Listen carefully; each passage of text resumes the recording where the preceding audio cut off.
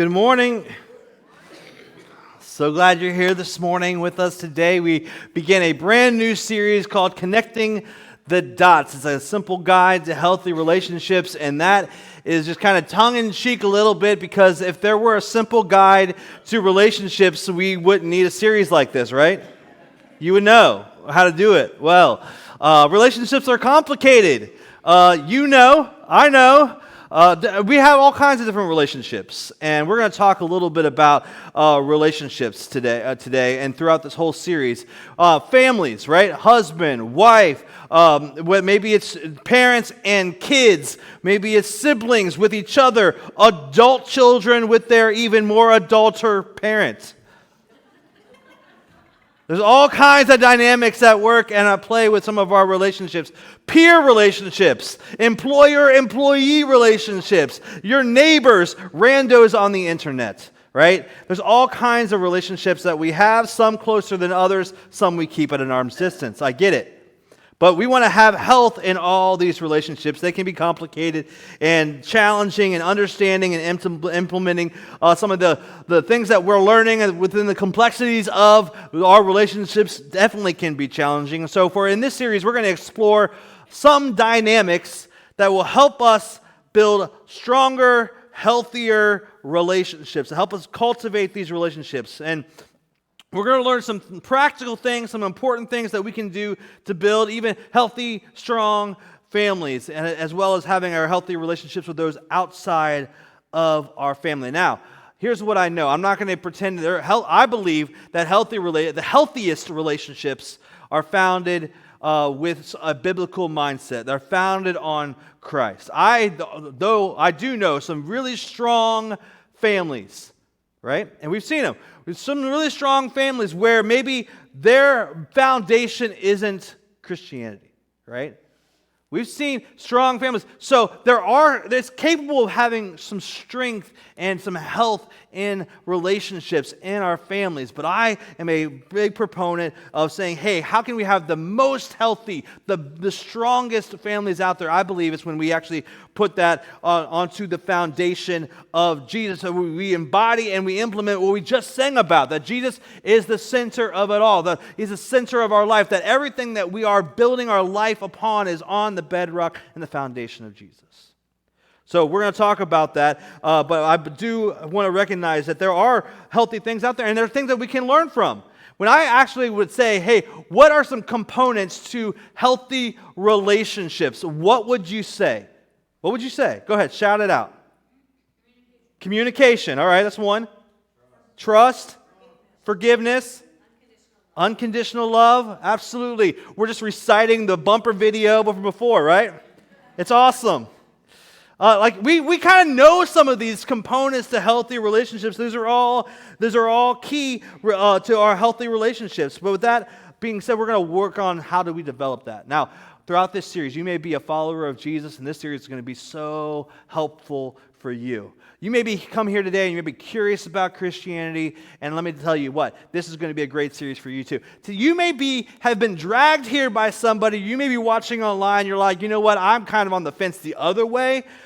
This is still going to be practical and helpful for you. But I believe that the strongest and the healthiest of these relationships are when we actually look at what we see in Scripture, what we see founded on Jesus. In fact, the Apostle Paul says, because you have heard about Jesus and learned the truth that comes from Him, he says, throw off your former ways. Let the Spirit renew your minds and renew your thoughts and renew your attitudes. So we talk about how do we develop healthy relationships. We're going to talk a little bit about how can we create strong, healthy relationships. And my belief is that a lot of us who may have had dysfunctional or maybe perhaps destructive or implosive relationships in the past, or maybe even currently, maybe we can learn and we can grow together in some of these areas. And some of these topics that we're going to talk about are easy to identify with healthy relationships. Some may be easy to apply. Some are going to be a little bit more difficult to apply because, like we said at the beginning, we're going to talk about them because if there was a simple guide, we'd do it. We do it, but things can get messy. And the first dynamic that we're going to address in this series is, when it comes to healthy relationships, is communication. We're going to talk about communication. Now, my wife Jen and I, we've been married for almost 17 years. I think I know a lot about her by now. I should, right? She has told me in the past, in fact, this year, let's not do any kind of gifts for Valentine's Day, right? And I was like, gotcha, loud and clear, right? Seriously, nothing. We don't need to do anything. Yeah. I hear you. Because what does that mean, guys? Right? But that's not what she said. It's all about communication. But then I get her something, right? I got her something. And then she was like, oh, I thought we weren't getting each other Valentine's Day gifts this year. Well, you told me that, but, I thought, it was kind of a wink-wink kind of deal thing, right? Like, let's do a low-key, let's not do anything. And she's like, well, then how much did you spend? Well, now there's got to be equity, right, on this. Communication is messy, right? Part of us helping us have better communication in our relationships is to learn how to avoid miscommunication. We're miscommunicating. Maybe we're misfiring on some things, right? The purpose of communication is to convey information from one person to another person. In fact, Dale Carnegie's had this famous quote. He said, 90% of all management problems can be summed up in miscommunication. It can be summed up as miscommunication. There's something that isn't being understood, or it's not being communicated clearly, or it's just not happening the right way. Through our choice of our words, we exchange concepts, we exchange emotions, thoughts, and opinions. Unfortunately, miscommunication is common when the listener fails to understand what is said. It's always the listener's fault, right? You know that as the speaker, it's always the listener's fault, right? How come they just can't get what I'm saying? Communication is not always about what is said, it's also about what is heard. But what's often in the case is in our relationships, something that we're going to dig into a little bit in the next, throughout today. It's something that I like to say, it's called, I said this, you heard that, right? I said this, you heard that. It happens all the time at my house. I said that, you heard something completely different. Somehow. It happens all the time. I said this, you heard that, and it only happens one way. It doesn't really only happen one way, but you think it happens your way. Like, how come they can never understand me? Because words are powerful. Words are powerful. They can create or destroy confidence. Words can land and lose you jobs. Words can start and wreck relationships. They can. You've probably felt the sting of a careless comment from someone, maybe a parent, or maybe an experience that you had some hurtful teasing from a classmate on a playground years back, or whatever, and it still kind of hits you a little bit. Or maybe you've done some yourself. Maybe you've likely whispered some gossip that you wish that you could take back, or said something in the heat of the moment that you regretted when the argument had passed. On the brighter side, maybe a charming remark has led you to love, or praise from your boss may have been the turning point in your career. Words are powerful. That's what I'm trying to say. They have the power to build up, and they have the power to tear down. They have the power to create, and they have the power to destroy. They have the power to start things, and they have the power to wreck things. For better and unfortunately for worse, the words that you say and the words that you hear have the power to shape your entire life. And even more kind of importantly, or more sobering probably, is that your words have the power to shape others' lives. Every day, with every word, we can build up, we can tear down. And the Apostle Paul knew this. The Apostle Paul, maybe he learned it the hard way like you and I did. But he learned it. He knew this. So when he wrote a letter to a church that he had founded years earlier in Ephesus, Paul reminded them to watch their words. This was his advice. It's found in Ephesians chapter 4, verse 29. This is our core verse that we're going to spend all day today on. It says this. It says, "Do not let any unwholesome talk come out of your mouth, but only what is helpful for the building up of others according to their needs, that it may benefit those who listen. Don't let any unwholesome talk come out of your mouth. Now, when I was a kid and when I was growing up, and when I say growing up, I mean Tuesday, I thought unwholesome talk coming out of your mouth was like, certain words that you're not supposed to use, right? Abusive language, or just, the magic words that you're not allowed to use on television or whatever. I thought it was about word choice. But obviously it's not just about word choice. It's more important than that. It's more than that. Unwholesome means that what you're speaking is not making the other person whole. It's unhealthy. It's unhelpful. Our communication, Paul says, is meant to benefit someone else. That's why clear communication isn't always clear. You know what? You know what you meant when you said it. You know what you meant. You know what was going through your head. You know what you were trying to convey. But the listener may not have picked up on it. It may not have translated for the hearer. And I've had this problem a few thousand times. I would even tell Jen, I would come home, from a meeting or from an encounter or whatever. I'd come home, I'd tell Jen, I don't know why they're not getting it. I was super clear. I couldn't have been any more direct, but somehow it wasn't. It wasn't clear at all. My words weren't shaped for the benefit of the hearer. They were clear to me, but they weren't clear to them. So, we must learn to communicate in their language, in the hearer's language, if we're going to lead others well. This is a great professional application. If you're in a professional environment, if you're in a workplace environment, if you're going to lead others well, you have to learn how to communicate in the hearer's language if you're going to be able to lead them well. Now, we also must learn to communicate in their language if we're going to love others well. And this takes a personal application. It has great personal applications for this. Paul was, whether it's in marriage or dating relationship with your in-laws, your parents, your kids, your friends, if you're going to love others as God wants us to, we've got to learn to communicate in their language. And Paul was sharing the same truth that we're looking at.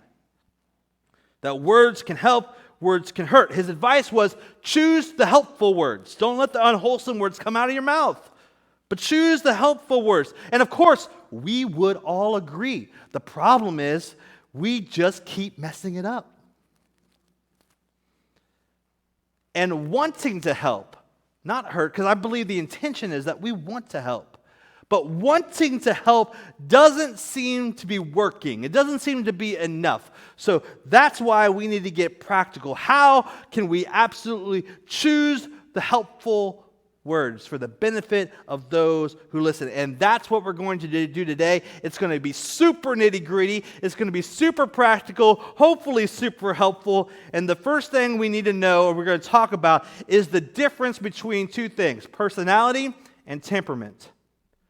Personality and temperament. Temperament is your innate wiring from God. It is unchangeable. It's like your eye color, your fingerprint. It is unchanged. It's why some people are drawn to the spotlight and stage, and other people are content with a cubicle in a quiet office. You didn't choose who you are, and you can't change how you're wired, even though we try a lot, don't we? Personality is how you display your thoughts and your feelings. It's influenced by a lot of different things, like birth order, like education, like experiences. It can and does evolve over time. Think about the high school version of you compared to the man or woman you are today. You are different today. The years and experience in between have shaped you, have changed you. Personality is a snapshot of behavior and feelings and emotion in a certain time period, like this moment in time. It's the what. The temperament is the why behind the what. It's why we display our personalities, why our personality kind of comes out. Now, we're going to go philosophical on us a little bit. Hundreds of years before Jesus lived, Hippocrates, the father of medicine, described these 4 character traits of human traits, and he kind of equated them to the humors or the 4 elemental fluids of the body. And later, Greek physician and philosopher Galen named these categories and applied this to his study on the human temperament. And the original Greek names were this. These are the 4 things that we're talking about. The sanguine, the choleric, melancholic, and the phlegmatic. After kind of the fluids in our body, it was believed that this was in us, that this was part of who we are. And so they kind of came up with these temperament color charts, or maybe they didn't come up with the color charts, but they came up with these different categories. And more than 2,000 years later, these classifications continue to be used today. They're leveraged in modern psychology, influencing notable psychologists, and forming the basis for personality profiles like Myers-Briggs, DISC, Right Path, and others. So the why is super important. I told we're going to go super practical today. We're going to learn a little bit about temperaments. I'm going to talk a little bit about this because my hope is that if we get to know ourselves and hopefully maybe those around us, maybe we can communicate better. And if we can communicate better, guess what? Our relationships are going to be a little bit healthier. Okay? So these 4 temperaments are each kind of predisposed to speak and hear certain words. It may be helpful to think of your temperament kind of as your native language. It's your first language. We are predisposed to speak and to hear different words. Why do the same words land differently for different people? Have you ever noticed that? So the same thing, maybe in a small group of people, but one person heard it this way, another person heard it this way, another person heard it. Why do the same words land differently for different people? Temperaments. How do we know what their language is? We've got to know their temperament. You hear and you speak out of your own temperament. It's what comes naturally to you. So when someone engages you in conversation, responding in the language is automatic. You don't even think about it. And for our purposes, and for pretty much the purposes of everyone outside of psychologists and anybody who likes to say these words, we're going to go with colors, okay? The top 2 colors, red and yellow, or the sanguines and the cholerics, are extroverts. The bottom 2 are introverts. And in communication, when we talk about extroverts, this means your thoughts and emotions go outward. That these are people who, the top level, the extroverted people, right? The sanguines and the cholerics, the red and the yellow. These are people who have no filter. They just kind of gush out information. Right? They talk before they think. All right? So you're going, oh, yeah, that's you. The bottom 2, right? The phlegmatic and the melancholic, they are processors. These people are introverts, which again means that their thoughts and their emotions go inward, which is a person who thinks before they speak. I think a lot of times we think of extroverts, we're like, oh, those people just kind of like to be around other people, and introverts are people that don't, which is not necessarily true. As an extrovert, I can sit in meetings and I'll just say kind of loads of stuff that I'm not even sure I believe yet. I'm just processing out loud. I'm talking about it out loud. And we're just like, well, let's just go, we'll go. And I'm forming ideas, whereas an introvert, they're just taking notes going, such an idiot. Why is he doing it? Just... They're not going to tell me until it's fully back, okay, I've noticed all these different things, and here's what I think now. I've processed it. The left 2 colors, the sanguines and the phlegmatics, or the yellow and the green, are people-driven, and while the right 2 are more task-driven. The red and the blue are task-oriented people. These people will prefer a task over people, where yellow and green will prefer people over tasks. So that's why it's really important when we understand extrovert and introvert people, because task, down here with the green, we would think that it's an introvert, but introverted people who want to be around people. They prefer people over task, but they're introverts, so it's about communication. And likewise, the red is an extrovert, but is task-driven. They can be around people, but they prefer tasks over people. In fact, if they're not careful, people become the task that they do. They have to watch out for that. So that's a little bit of a simplistic explanation. Sometimes we hear better by watching it with animation and visuals and things like that. So here's a video of maybe what temperament you might be. Take a look.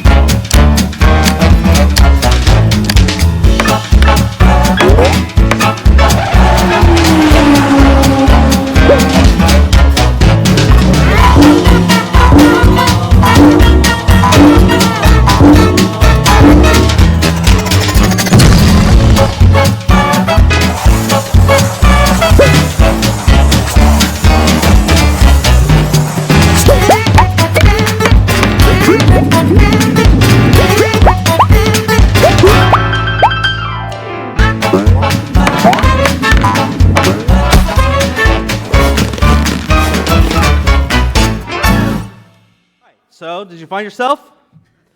I love how in those last few graphics where it talks about each one of them, it gives a couple good, characteristics and a couple not so great characteristics, right? You're like, I could be, I could be easygoing, but I could also be moody, right?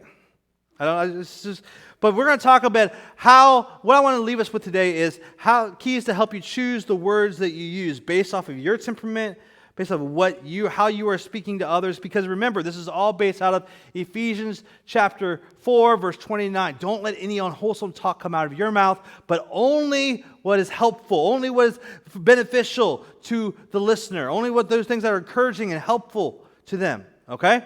So, the first key to help you choose the words you use is that your temperament determines the words you speak. We talked about how it's your native language. This is just what naturally kind of comes out of you. And here's what we look at. That when we talk about these different categories, the yellow group, the sanguine group, these people often speak with animated, fun, people-oriented words. This is the language of people and fun. You're wiggly. You say things like, "That sounds awesome. Let's go. Who's going to go? Come on, guys, let's go." And then on the flip side, like, "Oh my gosh, I got so sidetracked, I totally forgot." Right? But a little bit of both and. Red often speaks with boldness, with confidence, and controlling words. It's the language of power and control. Words like "I'll do it," or "hurry up," or "let's go now." I remember the old SNL sketch with the IT guy comes in, and he's like, "Move," and he moves him out of the way and he just gets it done, right? That's the classic red. Meanwhile, the blue that he just shoved out of the way is going, "What did I do? What's wrong?" Blue often speaks in detailed and judgmental and thoughtful words. It's the language of perfection and order. It's a very deep person. They say things like, "Is everything going to be safe when you go there? Can you trust those people? Can you tell me more about this? I need more details before I can actually say yes to that." And green often speaks with easygoing, unenthusiastic, and patient words. It's the language of calm and harmony. Things like, "No big deal, everything's fine, whatever you want to do is good with me." I can just imagine these four people trying to go to dinner.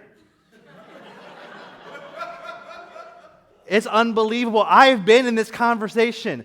back when I was in my 20s, I was serving at a church in Ohio, and I remember that I was also the young adults pastor. We would go out to lunch after church, and it would be amazing how the dynamic that this played out every single Sunday. In fact, it became a point where the conversation just goes on and on and on. And as a little bit of a red, I'm sitting there like, let's just tell me where we're going. I'm going to go do something else.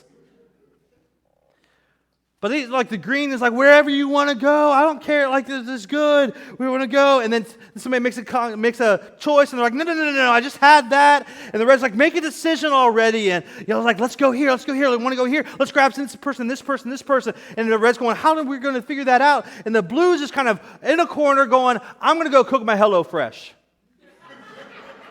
I have all the ingredients. I have the thing. I can go follow a recipe. Let's just go home. Your temperament determines the words you speak. It just naturally oozes out of you. The second thing is your temperament also dictates the words you need to hear. Your temperament dictates the words you need to hear. These are core motivators that determine the words that you use. This is what separates temperament from personality in these core motivating needs that you've been trying to fill consciously or subconsciously since you've been born. Now here are the words that you need to hear. If you are a yellow, you need to hear words of approval, of acceptance, of attention, of affection. You need words that that help you sense that. You need words that help you to affirm who you are, to approve what's going on. If you're a red, you need words spoken to you that give you a sense of control, that appreciate you, that recognize credit for the work that you've done. If you're a blue, you need words that help you feel safe, that words that are sensitive, words that conjure up support, words that give you space, like, okay, I'm going to give you some time to come back with that on that or that. Or you just need silence. Like, I'm going to figure it out. Just give me a few minutes. In greens, you need words that are harmony and worthiness, words that don't stress you out, and words of respect. Your temperament dictates the words you need to hear. And lastly, understanding the temperaments changes every single conversation. Every word that you use is a word you choose. That's why Paul says, don't let any unwholesome talk come out of your mouth. You've chosen to let that word come out of your mouth. Maybe it's something that just kind of is gushed out of your mouth and you're trying to grab it back as it goes out.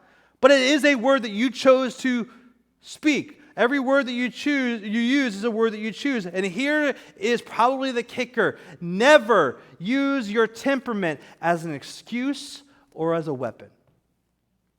A lot of times we can say, I'm just that way. It's just who I am. You're going to have to deal with it.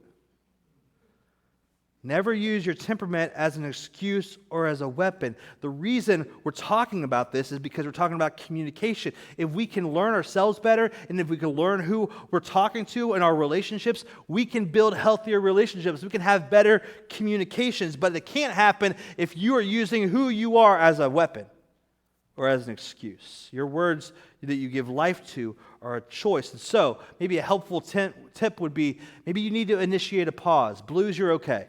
You already pause. Reds, this is a tip for you. Maybe for you yellows. Initiate a pause. Maybe give grace. Give grace to who you're talking to and what's happening there. Maybe, just understand the differences between the two. Now, here's a common question. Is one temperament better than the other temperament? Of course, you would say yours is better, but no, there's not really anything that's better. Yeah. All the yellows are like, whatever, yellow's the best. There's not any temperament that's better than others. This is what God created us to be. So as we kind of go back and we look at our core verse for the day, Paul's saying, hey, don't let anything that's unwholesome come out of your mouth. Don't let anything that's unhealthy, don't let anything that's unhelpful come out. Speak only what is helpful for building others up. Not according to what you think they need, but according to their needs. Not according to the way hey, I'm going to say it like this, and they're going to have to just deal with it and get in line. No. Build it up, say it for building them up according to their needs, that it may benefit those who listen. Communication is not always easy, especially during conflicts, especially during disagreements. We have those. That's why relationships are messy. Sometimes, a lot of times, the words we say or how we communicate, all of a sudden, now we're retracting. We're working on other areas of our relationship because of something that we poorly communicated and the way which we communicated it. But communication is essential for healthy relationships. It's essential. It builds trust, builds closeness, builds understanding with one another. It promotes a sense of connectedness and belonging. When we prioritize healthy communication in our relationships, it can create a strong foundation that can weather storms and bring joy and fulfillment to our lives.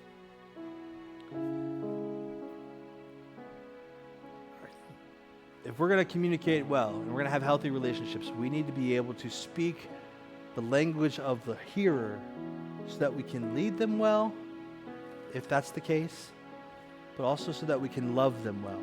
And I know that's the case in all of our personal relationships. Healthy communication starts there. Next week, we're going to kind of dive into a little bit more of what helps us develop healthy relationships in this. Let me pray for you this morning. Father, thank you for how even through Scripture you're speaking to us in a very practical way of how we can deal with one another, how we can interact with one another, how we can relate to one another. We all have relationships. Some of them have been dysfunctional, maybe for a long time. Some of them have been destructive. Some of them we think are okay, but really if we dig in, we're like, you know what, we could use some work. Thank you for letting Paul write about how we can interact and relate with one another. Even when we talk about communication, and just something as being careful with the words that we choose to use, being knowledgeable about the words that we use, but the words that we need to hear. And God, my prayer today is that we will walk out of this room or walk out from watching this online and be able to see people maybe a little differently, maybe ask different questions, maybe to work on how do I say this in a way that's going to benefit the listener according to what they need, not what I need. I pray that you just help us with that. God, I just know that healthy relationships and healthy communication is something that we can deal with whether we are a follower of Jesus or not. But I know from my experience that my relationships and the fact that I will build everything I do on the foundation of Jesus makes all the difference. Whatever I do in word or a deed, I do it to glorify my Father in heaven. Maybe today there's somebody saying, you know what? I know this wasn't necessarily something that this is about communication, but I'm ready to make a decision to follow Jesus. I'm ready to make him Lord and Savior of my life. I want the healthiest relationships I possibly can have because, God, I know that you sent Jesus into this world that we may have life and have it more abundantly, to have the strongest, healthiest relationships so that we can point people to you and you can change their life, give them eternal life. We thank you for what you're going to do. We thank you for how you speak to us. I pray that you continue to do so.